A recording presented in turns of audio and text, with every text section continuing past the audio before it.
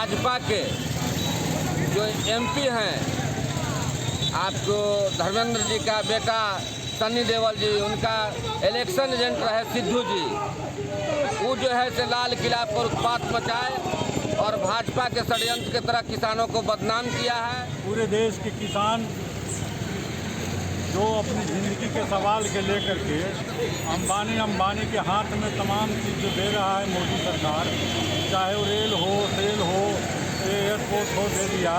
अब किसानों के ज़मीन भी देने की बात कर रहा है। नमस्कार, मैं रोहित कुमार, आप न्यूज़ फाउंडेशन देख रहे हैं। किसानों के मुद्दे पर तेजस्वी यादव की अगुवाई में पूरे महागठबंधन ने बिहार भर में अपनी ताकत दिखाई। इस ताकत के सहारे ये बताने की कोशिश हुई कि केंद्र सरकार जो कृषि कानून लेकर के आई है पूरी तरीके से किसान विरोधी है, तो दूसरी तरफ बिहार की नीतीश सरकार के ऊपर भी ये हमलावर नजर आई।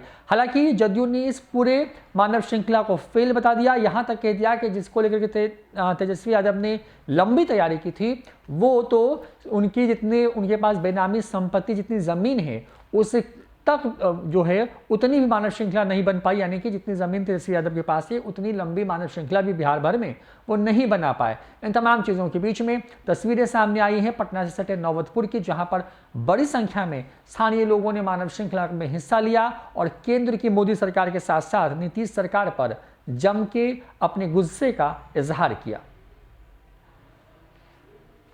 हिंदुस्तान के तमाम किसान जो आज दिल्ली में 2 महीना से धरना पर बैठे हुए हैं, किसान अन्नदाता है और अन्नदाता पर कोई सरकार निर्णय नहीं लेता और अलग से अनर्गल बात पर लोगों को भटकाता है, किसान नेता पर अनर्गल केस करता है।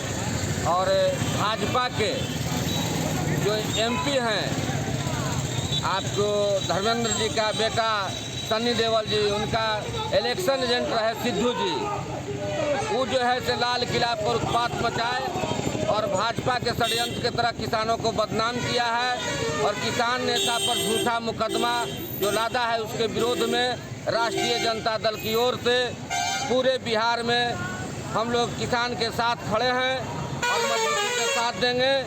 काला कानून सरकार वापस ले, इन्हीं पर हम लोग का मानव श्रृंखला है। क्या नाम हुआ?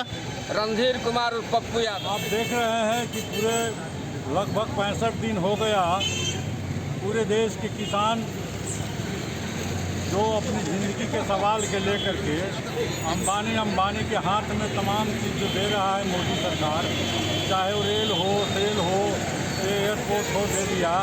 अब किसानों के ज़मीन भी देने की बात कर रहा है। और जो 1955 में जो कानून बना था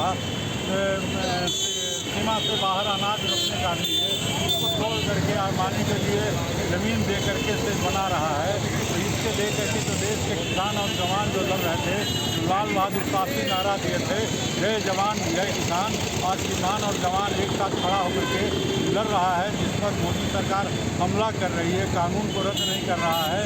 अभी जैसे दिल्ली में भाजपा नरेंद्र मोदी के साथ फोटो खिंचाने वाला आदमी जो लाल किला पर चढ़ा, उसे बदनाम करने की कोशिश किसान को और पंजाब को हिंदुस्तान से काटने की कोशिश कर रहा है।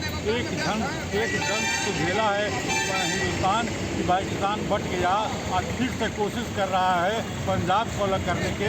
हम पूरे देश के लोग एक हैं, किसान एक हैं, किसान देशभक्त हैं। किसान खालिस्तानी नहीं है, किसान आतंकवादी नहीं है।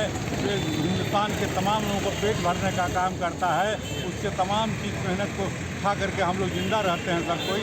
और सिर्फ किसानों पर ही हमला नहीं है, बल्कि मजदूरों पर हमला है, व्यापारियों पर हमला है, छात्रों पर हमला है, नौजवानों पर हमला है, ये तमाम लोगों पर हमला है। इस हमला के खिलाफ आज तमाम लोग एकजुट होकर के कृषि कानून के समाप्त करने की बात कर रहे हैं। पार्लियामेंट खोल दिया, राष्ट्रपति का भाषण